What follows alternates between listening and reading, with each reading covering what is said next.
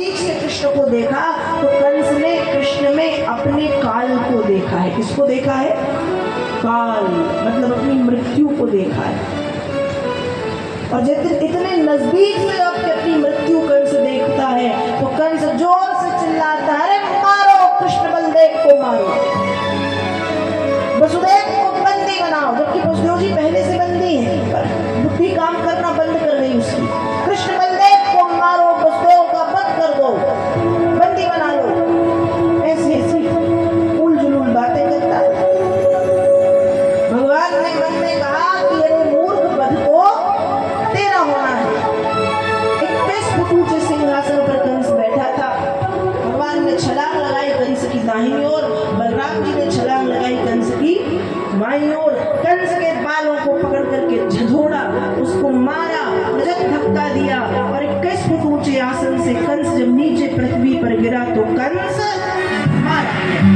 कंस की मृत्यु हुई। कंस को मार करके भगवान कहते हैं 11 वर्ष 6 माह के बाद मामा से मिलने आया था, पर मामा तो मर गए। कंस को मार करके उस वाक्य का उद्घोष किया है कि जब जब इस पृथ्वी पर धर्म की हानि और अधर्म की वृद्धि होती है तब तक इस धराधाम पर मैं अवतार लेकर के दुष्टों का नाश करता हूँ। कंस का वध किया है। कंस के वध के बाद जितने लोग कंस ने बंदी बना के रखे थे, कंस ने अपने पिता उग्रसेन जी को बंदी किया था। भगवान के माता पिता देवकी वसुदेव और न जाने कितने ब्राह्मण, कितने साधु, कितने संत, कितने भक्तों को कंस ने बंदी बना के रखा था। भगवान ने सबकी मुक्ति करवाई है, सबको मुक्त कर दिया है। जय जय घोष करते हुए सब बाहर आए। भगवान देवकी और वसुदेव जी से मिले हैं।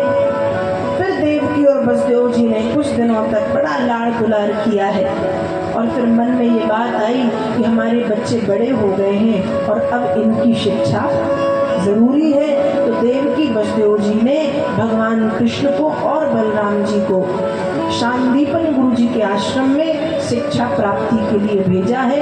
64 दिनों में भगवान शास्त्र और शस्त्र विद्या से निपुण होकर के मथुरा वापस आए हैं। और जब भगवान मथुरा आए, मथुरा का राज्यपाट भगवान ने संभाला है। जब भगवान ने मथुरा का राज्यपाट संभाला उस समय मंत्री के रूप में विराजमान हुए हैं श्री उद्धव जी महाराज।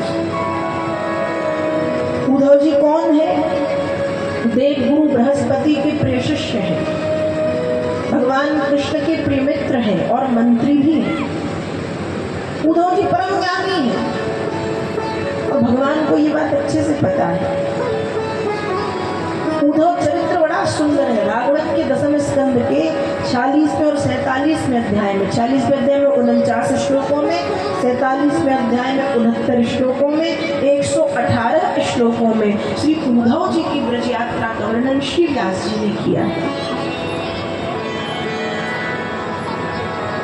उद्धव जी परम ज्ञानी, लेकिन उद्धव जी के ज्ञान में भक्ति नहीं है। ज्ञान रूखा सूखा सा होगा, नीरस सा होगा, कठोर सा होगा। तो उद्धव जी ज्ञानी तो है, लेकिन उद्धव जी के ज्ञान में न प्रेम है न भक्ति है। और भगवान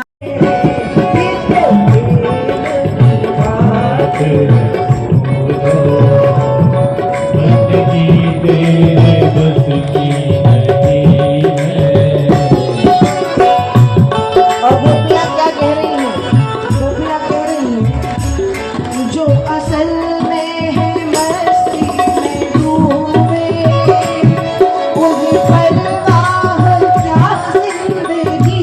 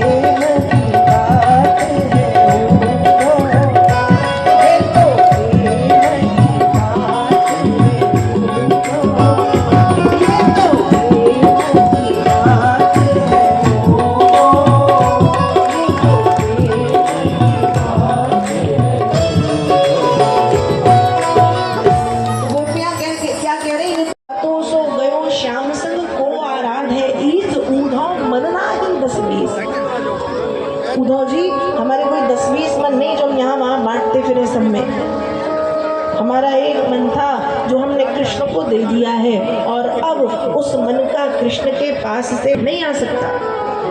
हमारे लिए तो सब कुछ कृष्ण बन चुके हैं, ऐसे गोपियां कहती हैं। और गोपियां अपनी भक्ति में डूब गई हैं। यहाँ उद्धव जी ने देखा है कि कृष्ण के वियोग में गोपियां कृष्णमय हो चुकी हैं। तो जो उद्धव जी गोपियों को समझाने के लिए आए थे, भगवान ने उद्धव जी को 2 दिन के लिए भेजा था। कितने दिन के लिए? आज जाओ और कल वापस आना। पर जब उद्धव जी ने गोपियों की भक्ति देखी और गोपियों की उस भक्ति रंग में जब स्वयं उद्धव जी रंगे हैं, राधा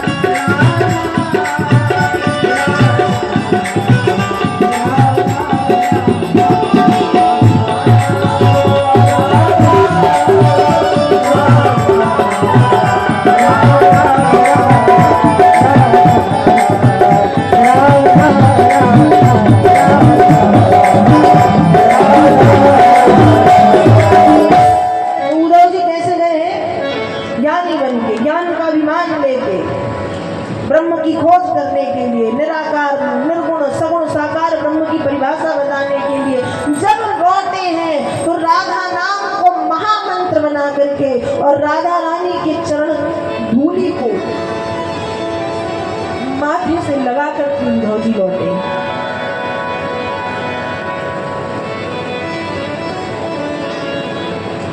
ऐसी ब्रज यात्रा उद्धव जी की संपन्न हुई है। जो गए थे ज्ञान लेकर के, लेकिन लौटे हैं प्रेम लेकर के। जो गए थे कि गोपिकाओं को ब्रह्म के विषय में बताऊंगा, लेकिन स्वयं ब्रह्म को जान करके लौटे हैं उद्धव जी। और गए थे 2 दिन के लिए, 19 महीने में लौटे हैं उद्धव जी। ऐसे भागवत में उद्धव जी की ब्रज यात्रा संपन्न हुई है। और भागवत के 10वें स्कंद के 46वें एवं 47वें अध्याय में 118 श्लोकों में उद्धव जी की ब्रज यात्रा का वर्णन श्री वेदव्यास जी करते हैं। अब एक बार जय श्री कृष्ण तो बोलना ही पड़ेगा, जोर से बोलो। भोजन वोजन करते हो या नहीं करते? करते हो ना कि व्रत रखते हो? थोड़ा जोर से बोलो। मैं बोलती नहीं हूँ, आप ऐसे ही बोल देते हो कि क्या बताएं। थोड़ा जोर से बोलो। बोलिए वृंदावन बिहारी राधा रानी सरकार की ठाकुर नरेश की। भगवान मथुरा के राजा बने हैं राज्यपाट भगवान ने संभाला है। इसी बीच अनेक विपत्तियां भगवान के जीवन में आई हैं। अनेक राक्षसों ने भगवान के ऊपर, अनेक बड़े बड़े दुष्ट राजाओं ने आक्रमण किए हैं, तो वो सारी कथा हम कल सुनेंगे। आज भगवान के विवाह के चरित्र में हम प्रवेश करते हैं। भगवान ने मथुरा का राज्य तो संभाला ही, मथुरा के साथ भगवान द्वारिकाधीश भी बनकर के विराजित हुए। और इसी समय विदर्भ नरेश महाराज भीष्मक की कन्या हुई है देवी रुक्मणी। देवी रुक्मणी, महाराज भीष्मक की कन्या रुक्मणी चाहती हैं कि मेरा विवाह श्री कृष्ण से हो, मेरा विवाह श्री कृष्ण से हो। और रुक्मणी मैया के माता पिता ने बचपन में ही, जब रुक्मणी छोटी थी तभी ये उनके मन में था कि हम अपनी बिटिया का विवाह कृष्ण से करेंगे। रुक्मणी मैया ने भी बचपन में ही कृष्ण को सर्वस्व सौंप दिया था, मान लिया था। लेकिन रुक्मणी जी के जो भाई हैं, उन्होंने रुक्मणी की इच्छा के विरुद्ध जाकर के अपने मित्र शिशुपाल के साथ तय कर दिया है। बारात आने में केवल 2 दिन है। रुक्मणी 7 श्लोकों में भगवान को पत्र लिख रही है। देखो रुक्मणी जी का प्रेम कैसा है। प्रेम वास्तव में ये होता है, मैंने भी रासलीला में आपको कहा था ना कि प्रेम अकारण है। रुक्मणी जी ने भगवान को देखा नहीं है कि वो कैसे दिखते हैं। रुक्मणी जी को पता नहीं है कि उनके पास कितना राज्यपाट है। रुक्मणी जी को कुछ भी नहीं मालूम है, सिर्फ सुना है उनके बारे में। क्या किया है? सुना है। और पत्र में भी रुक्मणी वही लिख रही है, श्रुत्वा गुणान् भुवन सुंदर शृण्वतां ते निर्विश्य कर्ण विवरैर्हरतोऽगतापम् रूपं दृशां दृशिमता मखिलार्थ लाभो वैयक्षका विशति चित्तमपत्तपम्।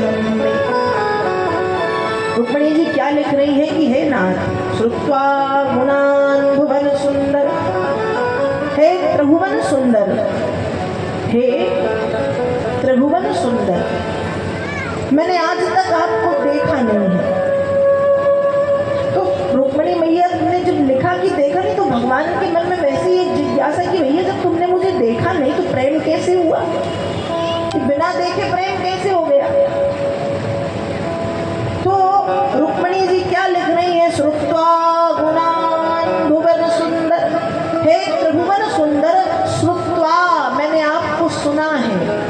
क्या सुना है? गुणान्, हे त्रिभुवन सुंदर, मैंने जब से अपने कानों से आपके गुणों को सुना है।